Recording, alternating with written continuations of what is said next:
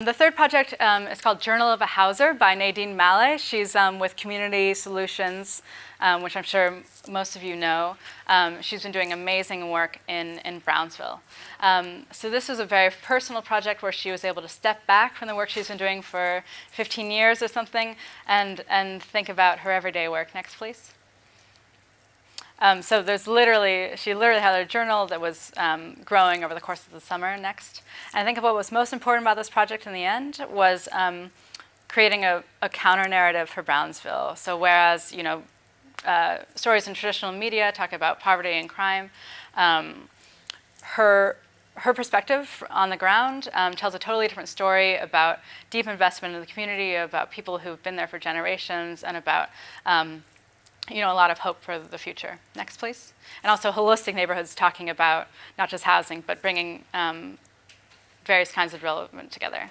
So the last project I'll talk about is called 9 by 18. That's named for the size of a parking space. Next, please. And our fellows literally taped out the space of a 9 by 18 parking space. So this is something probably, what you would think is the most boring topic, but they got these amazing conversations with people who would never think about it. And so what they're doing is they did a huge data analysis project, also a community engagement process they're working on, which asks, if we change our parking regulations, how can that change the way we develop housing and the way our neighborhoods are, and how can we be more sophisticated about what we're doing? So this is exciting for me because we had the 6-week fellowship, but there's already been an amazing afterlife. So these are our fellows presenting last week at the Municipal Art Society.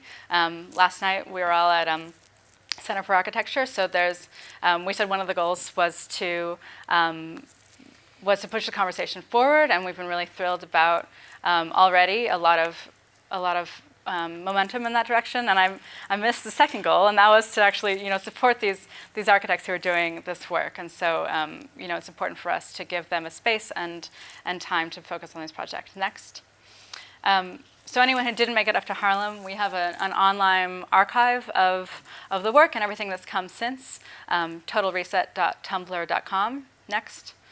And we were thrilled that our short project, a couple of all the press and all that stuff that's happened, two big things are, we were thrilled to get Times coverage, and also the city has already directly responded. So these are projects that are actually beginning to make important impact in the way that housing is developed in New York.